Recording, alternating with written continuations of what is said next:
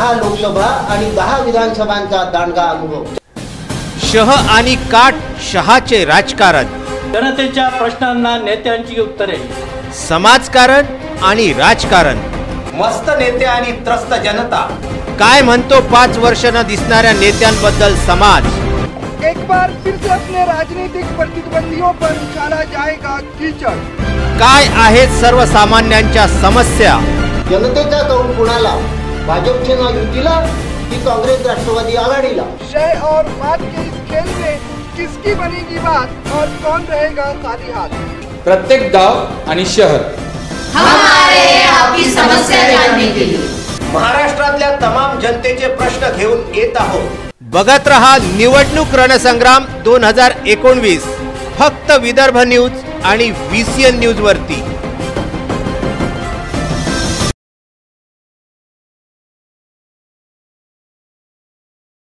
नमस्कार. VCN news आणि Vidarbha news यांच्या वतीनं निवडणूक रणसंग्राम 2019 या आगळ्या वेगळ्या कार्यक्रमाचं आयोजन करण्यात आलेलं आहे. येत्या लोकसभा सार्वत्रिक निवडणुकीला सामोरं जाताना उमेदवारांचा मतदारांशी आणि जनसामान्यांशी डायरेक्ट संपर्क व्हावा, जनसंपर्क व्हावा, त्या माध्यमातून आणि जनसामान्यांचे प्रश्न उमेदवारांच्या माध्यमातून शासनापर्यंत पोचवावेत या उदात्त हेतूने या कार्यक्रमाची आखणी करण्यात आलेली आहे. या कार्यक्रमासाठी आपण सर्व उमेदवारांच्या मुलाखती तसेच जनतेचे सर्वसामान्यांचे प्रश्न हे या कार्यक्रमामधून दाखवित आहोत. येत्या होऊ घातलेल्या 18 एप्रिल रोजी होणाऱ्या निवडणुकांमध्ये अमरावती लोकसभेसाठी 24 उमेदवार सध्या रिंगणामध्ये आहेत आणि त्यापैकी अमरावती लोकसभा मतदारसंघ हा अनुसूचित जातींसाठी राखीव आहे. या सर्व निवडणुका रणसंग्रामाचे विश्लेषण करण्याकरिता पूर्वीच्या निवडणुका कशा होत्या, आजच्या निवडणुका कशा आहेत आणि ज्यांनी आपल्या आयुष्याची 45 वर्ष फक्त पत्रकारिता या क्षेत्रामध्ये घालविलेली आहेत आणि जुने जाणते पत्रकार म्हणून ज्यांचा नावलौकिक आहे असे विश्लेषक आज आपल्याला लाभले आहेत. शशिकांत ओहळे. शशिकांत ओहळे सरांबद्दल जर सांगायचं झालं तर 1977 पासनं त्यांनी आपल्या पत्रकारिता क्षेत्रामध्ये सुरुवात केली होती. पत्रकारितेच्या कार्यकारितेला त्यांनी सुरुवात केली होती आणि 1977 साली युगधर्म नावाच्या दैनिकापासून त्यांनी सुरुवात केली होती. त्यानंतर लोकसत्ता, हितवाद आणि परिवर्तन असे अनेक दैनिकं त्यांनी 7-7, 8-8 वर्षापर्यंत 11 वर्षापर्यंत चालविली आणि इंडिया बुल्ससारख्या प्रतिष्ठित कंपनीचे ते जनसंपर्क अधिकारी म्हणून कार्यरत होते. सर्वप्रथम अशा या व्यक्तींचं ज्यांची 45 वर्षाची प्रदीर्घ कारकीर्द लाभलेली आहे अशा या शशिकांत ओहळे सरांचं आपण VCN न्यूजच्या या स्टुडिओमध्ये स्वागत करूया. सर, आपलं VCN न्यूजच्या या स्टुडिओमध्ये हार्दिक स्वागत आहे. सर, सर्वप्रथम आपल्यासारख्या व्यक्तीला या ठिकाणी एक निवडणुकीचं विश्लेषण कसं असावं, निवडणुका कशा असाव्या, निवडणुका पूर्वीच्या कशा होत्या, आदरणीय सुदाम काकांसोबतसुद्धा आपण काम केलेलं आहे. तत्वधिष्ठित निवडणुका आणि तत्व विसरलेल्या निवडणुका, मूल्य हरवलेल्या निवडणुका या संबंधी आज आपण थोडीशी चर्चा करणार आहोत की पूर्वीच्या निवडणुका ज्यावेळी तुम्ही पत्रकारिता क्षेत्रामध्ये सुरुवात केली होती त्यावेळचा काळ कसा होता आणि त्यावेळच्या निवडणुका ह्या कशा व्हायच्या खेळीमेळीच्या वातावरणामध्ये. पूर्वीच्या निवडणुका आणि आताच्या निवडणुका याच्यामध्ये एक मूलभूत फरक असा आहे की पूर्वी तंत्रज्ञानाचा एवढा प्रभाव नव्हता. आजच्या नवीन काळात तंत्रज्ञान जास्त विकसित झालेलं आहे आणि प्रचारासाठी तंत्रज्ञानाचा वापर प्रचंड स्वरूपात केला जातो आहे. इलेक्ट्रॉनिक मीडिया नावाची जी माध्यमं आहेत ती आज उपलब्ध आहेत. पूर्वीच्या निवडणुकांमध्ये या माध्यमांचा पूर्णपणे अभाव होता. त्यामुळे त्यावेळच्या प्रचारावर, त्यावेळच्या निवडणुकांवर जो जोर असे तो प्रत्यक्ष कार्यकर्त्यांचा आणि त्यांच्या सहभागाचा तो एक कार्यक्रम असे. आजकाल निवडणूक प्रचारामध्ये कार्यकर्ते फारसे दिसत नाहीत. तंत्रज्ञान जास्त हावी झालेलं दिसतं प्रचारावर आणि त्यामुळेच की काय, मला असं वाटतं राजकीय पक्ष, उमेदवार आणि प्रत्यक्ष मतदार यांच्यामध्ये तंत्रज्ञानाने एक फार मोठी दरी निर्माण केलेली आहे आणि या दोन्ही घटकांचा थेट संपर्क होणं आता कमी कमी दिवसेंदिवस होत चाललेलं आहे. 1977 पासून आपण आपल्या पत्रकारिता या कारकिर्दीला सुरुवात केली होती. तर त्यावेळी ज्यावेळी आपण युगधर्म चालवित होतात तेव्हाची पत्रकारिता आणि राजकीय निवडणुका ज्यावेळी सुरुवात होत असत, तर त्या निवडणुकांमध्ये पत्रकाराचं महत्त्व कसं होतं, पत्रकाराला जनसामान्यामध्ये कसा वाव मिळत होता आणि राजकीय लोक पत्रकारांचा किंवा प्रसिद्धी माध्यमांचा कसा उपयोग करायचे? नेमकी परिस्थिती सांगायची तर त्यावेळचा एकूणच मीडिया किंवा प्रेस जो होता तो अतिशय मर्यादित होता. अतिशय कमी वृत्तपत्र होती, इलेक्ट्रॉनिक माध्यमं यायचीच होती आणि जी वृत्तपत्र होती त्या वृत्तपत्रांची पानं देखील कमी असायची. त्यामुळे त्या वृत्तपत्रांमध्ये जागा कशी मिळेल बातमीसाठी कुठल्याही याची स्पर्धा असायची. या वृत्तपत्रांचं काम जे सुरू व्हायचं सकाळपासून सुरू व्हायचं. पत्रकारही प्रत्येक ठिकाणी होते असं नव्हतं, मोजक्या ठिकाणी पत्रकार असायचे, कमी वार्ताहर असायचे. तर ज्यांना असं वाटायचं की आपली बातमी उद्या लागली पाहिजे, यायला पाहिजे, त्यांना सकाळपासूनच त्या बातमीची तयारी करावी लागत असते. आम्ही जेव्हा पत्रकारितेला सुरुवात केली तेव्हा राष्ट्रीय स्तरावरचे अनेक लोक इथे व्याख्यानासाठी येत, त्यांच्या जाहीर सभा होत आणि जाहीर सभा झाल्यानंतर ते पुन्हा एक पत्रपरिषद घेत. तर त्या पत्रपरिषदांमध्ये आम्ही एक 5 किंवा 6 मोजके पत्रकार उपस्थित असू. पण आमच्या त्यावेळच्या बातम्या ज्या लागत त्यांना मोठं महत्त्व असे. आमच्या बातम्या पूर्ण विदर्भभर वाचल्या जात. आज ती परिस्थिती आपल्याकडे नाही आहे. आज वृत्तपत्रांचं असं झालं आहे की सगळ्यांच्या स्थानिक आवृत्त्या निघतात. त्यामुळे अमरावती जिल्ह्यातली बातमी जी असेल ती नागपुरात वाचली जात नाही किंवा नागपुरात छापून आलेली बातमी ही अकोल्याच्या लोकांना, वाचकांना मिळत नाही. असं आज हे बातम्यांचं देखील विकेंद्रीकरण झालेलं आहे. तर त्यावेळी जे होतं तर बातम्यांचं महत्त्व मोठं होतं, पत्रकारांची प्रतिष्ठा मोठी होती आणि त्यावेळी जे नेते लोक होते, पुढारी मंडळी होती, ती पण फार उंच दर्जाची, आपण ज्याला असं म्हणतो की ज्यांच्या आयुष्यात काहीतरी मूल्याधिष्ठता होती, जे लोक विचारधारेवर जगत होते. सगळ्याच पक्षाचे, कुठल्याही पक्षाचे लोक असले तरी पण त्यांच्याकरता त्यांच्या विचारधारेची निष्ठा असणे हे त्यांच्यासाठी एक अनिवार्य बाब होती. आजकालच्या नेतेमंडळींमध्ये ही बाब फारशी आढळत नाही. सर, आपल्याला सांगतायत की तत्कालीन ज्या निवडणुका ज्यावेळी व्हायच्या त्यावेळी एकमेकांची मतभेद असायचे, पण ते व्यक्तिशान असायचे, पक्षभेद असायचे, पक्षाशी मतभेद असायचे, हे सगळं वैयक्तिक स्तरावर कुणी नेत नसत. पण आज आपण बघतो आहोत की आजच्या निवडणुकामध्ये समाजासोबत नेते यांनी राजकारणामधली सगळी मूल्ये आणि नीती दोन्हीचा ऱ्हास झालेला आहे. नीती आणि मूल्ये दोन्ही राजकारणातून संपूर्णपणे गेल्यासारखे आपल्याला वाटत आहेत. सर, आजचा जर आपण काळ बघितला तर सद्यस्थितीमध्ये आता आपण येऊया की अमरावती लोकसभेचा जर विचार केला तर अमरावती लोकसभेची मागच्या 15 वर्षातली परिस्थिती एकंदरीत कशी वाटते? आपल्याकडे लोकसभा मतदारसंघ हा मोठा असतो. कुठेही पण तुम्ही जाल, लोकसभेचा मतदारसंघ त्याची व्याप्ती, त्याचा आकार आणि लोकसंख्या ही फार मोठी असते. आणि लोकसभेचा प्रतिनिधी आपण जो निवडतो त्याची कार्य खऱ्या अर्थाने आपण समजून घेतली पाहिजेत. आपल्याकडे एक थोडंसं आपला सगळ्याच लोकांची समस्या अशी आहे की आपण लोकप्रतिनिधी म्हणजे लोकप्रतिनिधी असं मानतो, पण लोकप्रतिनिधी हा संसदेचा आणि विधिमंडळाचा याच्यामध्ये फार मोठा फरक आहे. संसदेचा प्रतिनिधी म्हणजे आपला खासदार जो असतो त्याच्या कार्याला थोड्याशा मर्यादा असतात, कारण केंद्राच्या यादीमध्ये जे विषय असतात त्या विषयांच्या संदर्भातच त्याला काहीतरी करण्याचा स्कोप असतो. जी गोष्ट विधानसभेचा आमदार जो असतो त्याच्या बाबतीत वेगळी असते. त्या दृष्टीने आपण जर पाहिलं तर विधानसभेचा आमदार हा जास्ती सक्रिय राहून जास्ती काम करू शकतो, लोकांच्या अधिक जवळ राहू शकतो आणि लोकांची कामं अधिक करू शकतो. खासदाराला त्या दृष्टीने मात्र मर्यादा असतात. खासदाराकडे आज आपण सध्याची जर परिस्थिती पाहिली तर खासदार केंद्र सरकारमध्ये जी महत्त्वाची खाती आहेत त्याच्यामध्ये दूरसंचार हे एक महत्त्वाचं खातं आहे. त्याच्यानंतर फॉरेन अफेअर्स नावाचं एक खातं मोठं आहे, रेल्वे एक खातं मोठं आहे आणि उद्योग हे एक खातं मोठं आहे. या प्रमुख खात्यांशी संबंधित जर काही कामं असतील तर ती फक्त आपले खासदार करू शकतात. एरवी फारशी कामं जिल्हा पातळीवर ही केंद्र सरकारने करावीत या प्रकारची नसतात. त्यामुळे सगळ्याच खासदारांच्या संदर्भात असा एक नेहमी प्रश्न निर्माण होत आलेला आहे की गेल्या 5 वर्षात आमच्या खासदारांनी आमच्यासाठी काय केलं.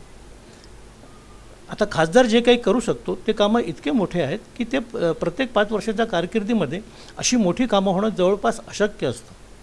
तरीही आता अमरावती जिल्हा, मला असं वाटतं की आपण भाग्यवान आहोत की गेल्या 20 वर्षात केंद्र सरकारची अनेक कामं आपल्या जिल्ह्यात होऊन गेलेली आहेत. याला एक प्रमुख कारण आपण जाणतो सगळेजण की प्रतिभाताई पाटील जेव्हा राष्ट्रपती झाल्या तर त्यांच्या त्या राष्ट्रपतीपदामुळे आपल्याला केंद्र सरकारच्या काही योजनांचा नेमका फायदा झालेला आहे.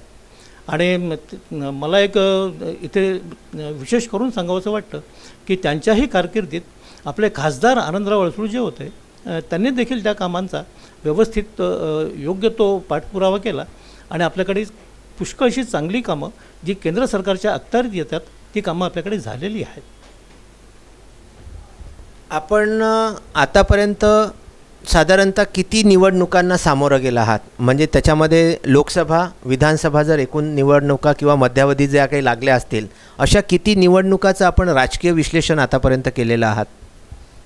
साधारणतः 1977 पासून मी निवडणुका पाहतो आहे. प्रत्यक्ष वार्तांकन मी जे केलेलं आहे ते 1980 पासून केलेलं आहे. 77च्या निवडणुकीत मी जवळपास कार्यकर्ता म्हणून माझं वय होतं त्यामुळे मी त्या निवडणुकीत जवळपास कार्यकर्ता म्हणून वावरलो. पण 1980च्या निवडणुकीपासून मात्र मी प्रत्यक्ष वार्तांकन करायला सुरुवात केली आणि तेव्हापासून तर आजची निवडणूक आपण असं म्हणू शकतो. आजच्याही निवडणुकीत मी जरी आज कुठे फारसा सक्रिय नसलो तरी पण या निवडणुकीत काय काय होतं आहे, काय काय होत नाही आहे, एका राजकीय विश्लेषकाच्या दृष्टीने जसा विचार केला जावा तसं मी या निवडणुकीकडे आजच्याही पाहतो आहे आणि याच्यावरही मी लिखाण करतोच आहे. आज जर 2019च्या निवडणुकांचा आपण विचार केला तर सद्यस्थिती आपल्याला काय वाटते? आजच्या या अमरावती जिल्ह्यातल्या निवडणुकीचं मोठं विचित्र स्वरूप झालेलं आहे. खरं म्हणजे लोकसभेची निवडणूक जी असते ही राष्ट्रीय मुद्द्यांवर, राष्ट्रीय प्रश्नांवर लढली जाणारी निवडणूक असते. राष्ट्रीय पक्षांनीच या निवडणुकीत सहभाग घ्यावा आणि राष्ट्राचा विकास कसा होईल, राष्ट्राचं पुढलं भविष्य कसं असेल हे ठरवावं म्हणून साधारणतः राष्ट्रीय पक्षांनी ही निवडणूक लढवली पाहिजे असा एक संकेत आहे. आपल्याला ते आवडत असतं. पण अमरावती जिल्ह्यातली ही जी निवडणूक होते आहे दुर्दैव एक आहे की या निवडणुकीत एकही राष्ट्रीय पक्ष आज लढतीमध्ये नाही आहे. हां, हे ठीक आहे की राज्य पातळीवरचा आपला एक मोठा पक्ष आहे शिवसेना, तो इथे लढतो आहे. पण त्याच्या पुढे आलेला उमेदवार जो आहे तो स्थानिक पातळीवरच्या एका संघटनेचा नेता आहे. त्यामुळे या निवडणुकीत राष्ट्रीय मुद्दे कुठले येणार किंवा कुठले मुद्दे चर्चेले जाणार, कुठल्या मुद्द्यांवर लोक विचार करणार आणि कुठल्या प्रकारचे राजकीय विषय या निमित्ताने चर्चेला जाणार हा माझ्यासमोर असणारा प्रश्न आहे. आपण जर आता बघितलं तर साधारणतः 24 उमेदवार या रिंगणामध्ये आहे आणि जवळपास अमरावती लोकसभेचा जर विचार केला तर साधारणतः 16-16.5 लाख मतदारसंख्या असलेला या लोकसभेच्या निवडणुकीमध्ये आजच्या मितीला कुठल्या निकषावर निवडणूक लढविल्या जात आहे एक, आणि 24 उमेदवार रिंगणात असताना सद्य परिस्थिती काय आपल्याला वाटते? आजची परिस्थिती कुठल्या निकषावर ही निवडणूक लढविली जाते आहे हा माझ्या पुढे देखील संभ्रम आहे. कारण शिवसेना भाजपा युतीचे जे उमेदवार आहेत आनंदराव अडसूळ, आपण असं त्यांच्याकडून अशी अपेक्षा ठेवू की शिवसेना भाजपा युतीचा जो काही जाहीरनामा असेल तोच त्यांचा जाहीरनामा आपल्याकडे लागू आहे. पण तो जाहीरनामा मला वाटतं अद्याप आलेला नाही आणि तो काय असू शकतो याच्यावर खुद्द आनंदराव अडसूळ यांनी देखील पण आजपर्यंत भाष्य केलेलं नाही. त्यामुळे त्यांच्या पक्षातर्फे त्यांचा कार्यक्रम काय आहे हा आपल्याला कळलेला नाही. दुसरी गोष्ट, इथे जो दुसरा उमेदवार, प्रमुख उमेदवार उभा आहे तो युवा स्वाभिमान या स्थानिक संघटनेचा नेता आहे, नेत्री आहे असं आपण म्हणू. त्या नवनीत राणा आहेत.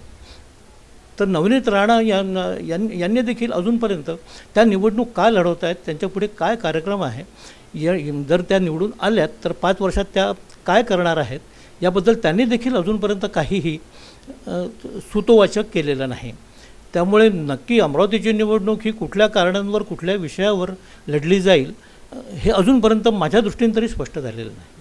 आज 1 एप्रिल रोजी आपण इथे आहोत आणि 1 एप्रिल रोजी आपल्याला अद्यापपर्यंत हे सुद्धा माहिती पडलेलं नाही की आपली निवडणूक खास रंगत कोणासोबत होणार आहे, कुठले राजकीय पक्ष त्यांनी आपले जाहीरनामे अद्यापपर्यंत दिलेले नाही आहेत. एक स्थानीय स्वराज्य संस्थेसारखी, एक स्थानीय संघटना असलेल्यासारखे युवा स्वाभिमानची जी नेत्री आहे नवनीत राणा ह्या निवडणूक रिंगणामध्ये आहे. सोबतच ज्यांचा दांडगा अनुभव आहे असे शिवसेना भाजपा युतीचे आनंदराव अडसूळ हे रिंगणामध्ये आहेत. आणखी मागच्या वर्षी किमान 98,200 मते घेणारे गुणवंत देवपारे, अरुण वानखडे आणि अशी बरीच 24 मंडळी या निवडणूक रिंगणामध्ये आपल्याला पाहायला मिळतात.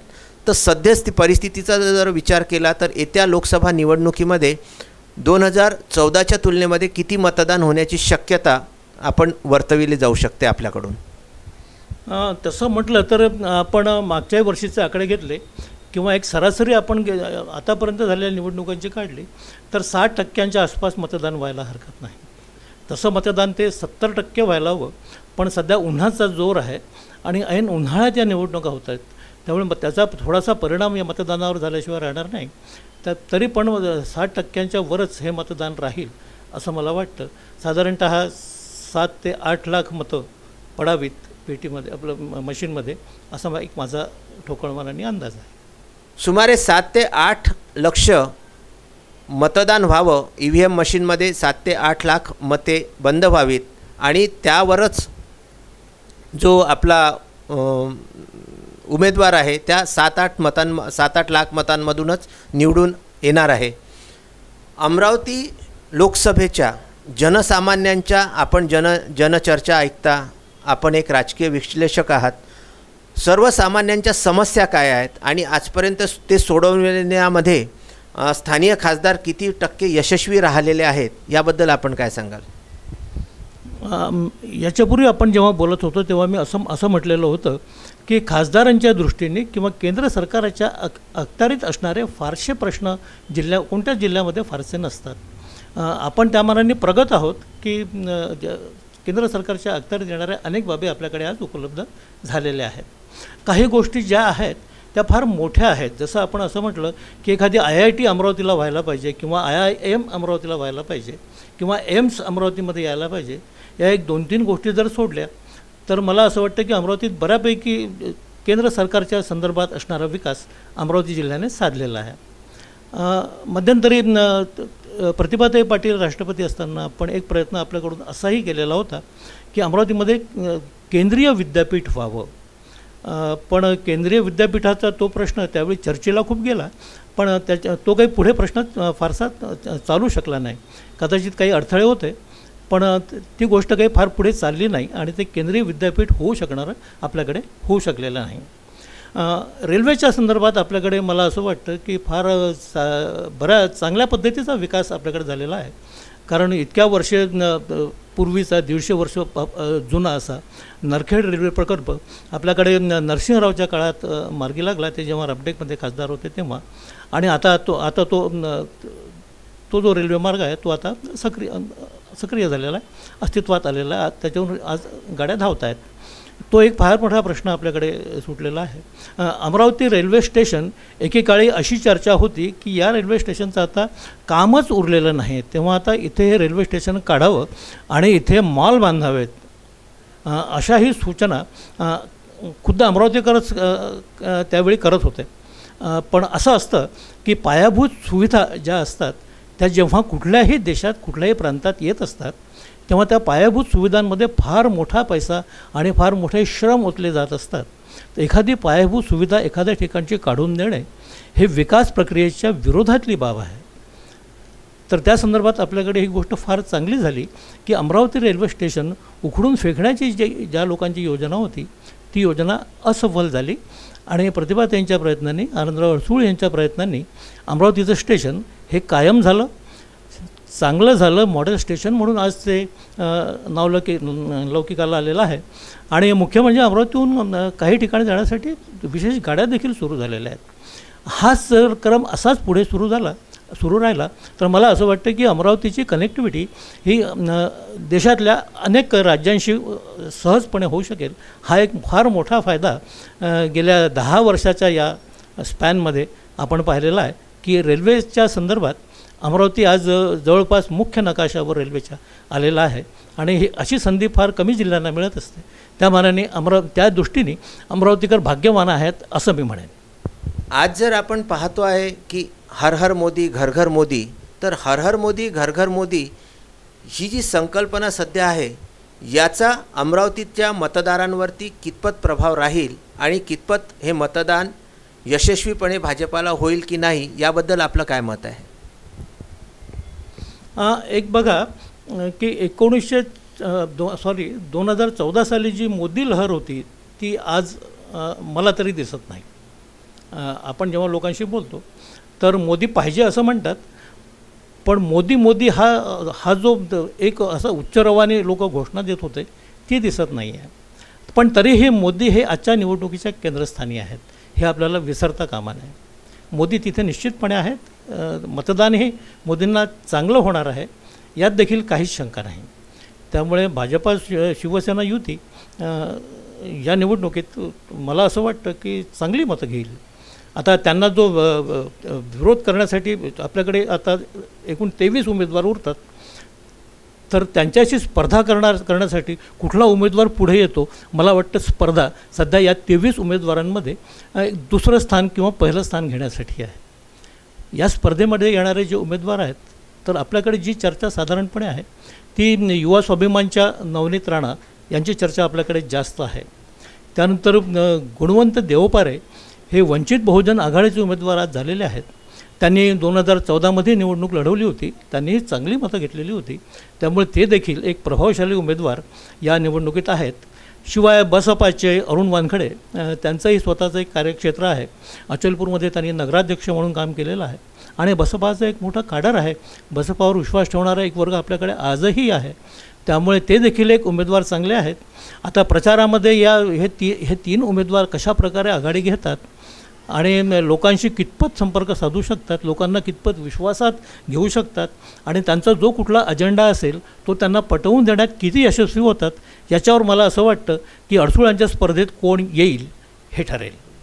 आज जर आपण बघितलं तर नुकतीच मोदींची सभा वर्धेला झालेली आहे आणि जशी पाहिजे तशी उपस्थिती या सभेला लाभलेली दिसत नाही. अमरावतीमध्ये सुद्धा नुकतीच ओवेसींची सभा झालेली आहे. या सभेलासुद्धा जशी पाहिजे तशी उपस्थिती जनतेची दिसून नाही राहिली. यावरून नेमकं काय चित्र आपण लक्षात घेऊ शकतो? शिवाय नुकताच मोदींच्या सभेला एकीकडे गर्दी होत नाही आहे आणि ओवेसींच्या सभेलासुद्धा गर्दी होत नाही आहे, मात्र शिवसेनेतर्फे खेळ मांडियेला या कार्यक्रमामध्ये बऱ्यापैकी गर्दी जुळवून घेण्यामध्ये शिवसेनेला यश आलेलं आहे. मात्र शिवसेनेसारख्या रांगड्या पक्षांनी, शिवसेना म्हटल्यानंतर एक रांगडेपणा आपल्याला जाणवतो, अगदी बायकांचा खेळ म्हणजे बायकांचा खेळ मांडियेला सारखा कार्यक्रम घेणं आणि त्यातून प्रसिद्धी म्हणजे प्रसिद्धीचं माध्यम करणं हे कितपत संयुक्तिक वाटते? आता असं आहे की निवडणूक प्रचाराची यापूर्वीची साधनं जी होती, जसं आपण मगाशी बोलताना उल्लेख करत होतो की जुन्या काळातला प्रचार आणि आजचा प्रचार. जुन्या काळामध्ये जो प्रचार होता त्यात राजकीय विचार केवळ मांडणे आणि प्रतिस्पर्धी पक्षावर हल्ले चढवणे, टीका करणे, खास करून सरकार पक्षांनी जे केलं आहे त्याचा उल्लेख करणे आणि जे नाही केलं त्याच्यावर टीका करणे, अशा प्रकारचा राजकीय टीका टिप्पणी पूर्वीच्या प्रचारामध्ये केली जायची.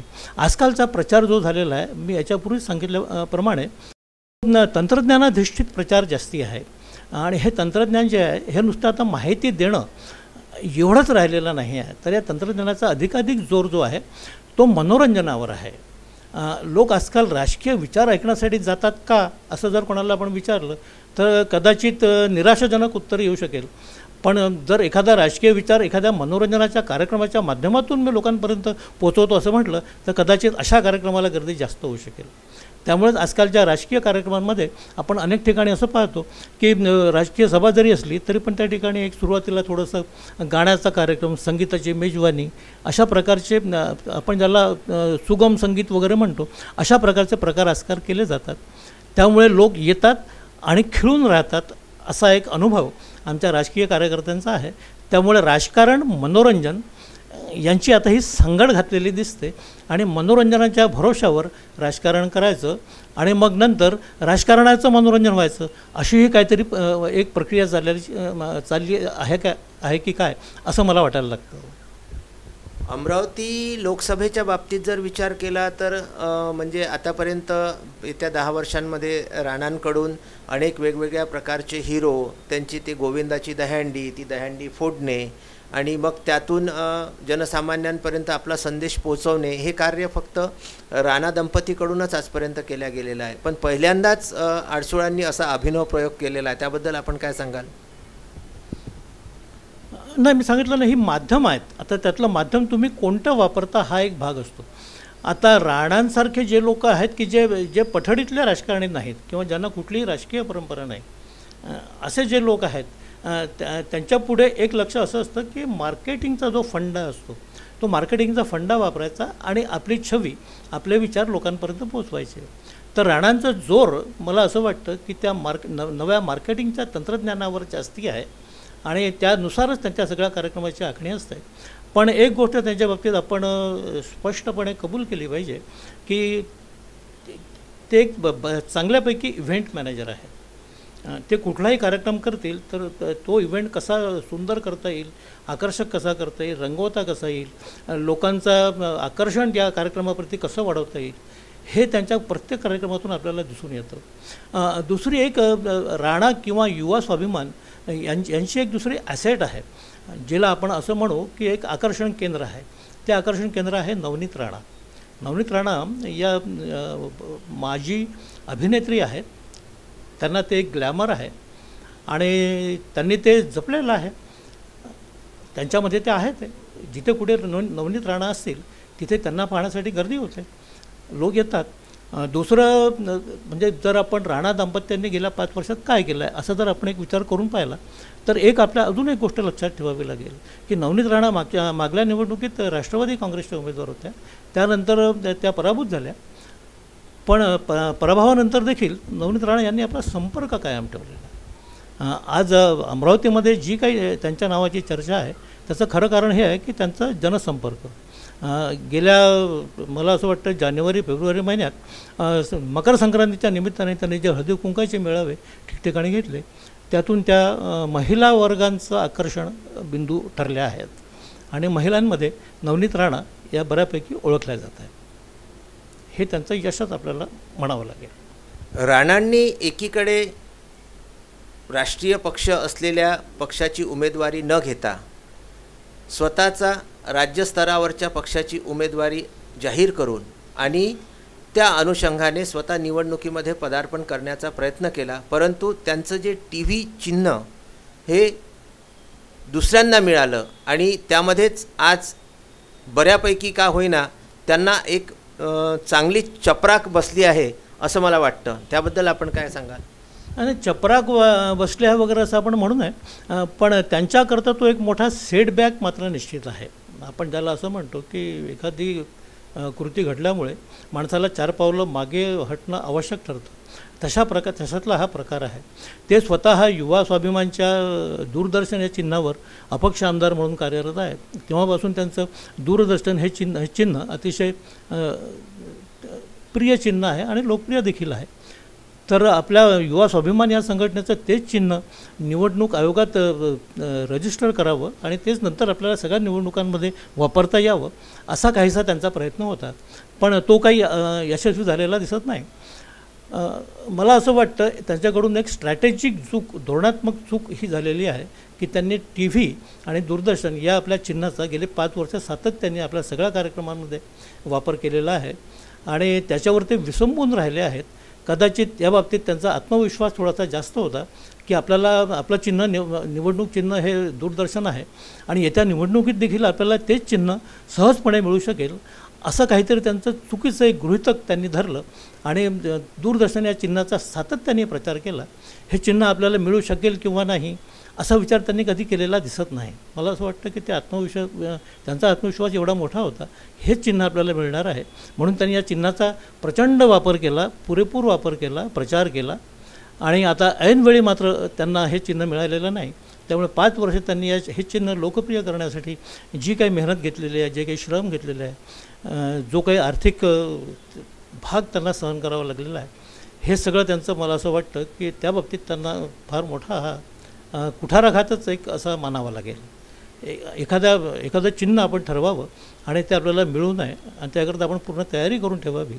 हा एक प्रकारचा कुठल्याही राजकीय उमेदवाराकरता आणि ऐन निवडणुकीच्या या सगळ्या धामधुमीमध्ये हा एक मोठा मानसिक आणि आर्थिकही हा मोठा कुठाराघात त्यांच्यावर आहे असं मला वाटतं.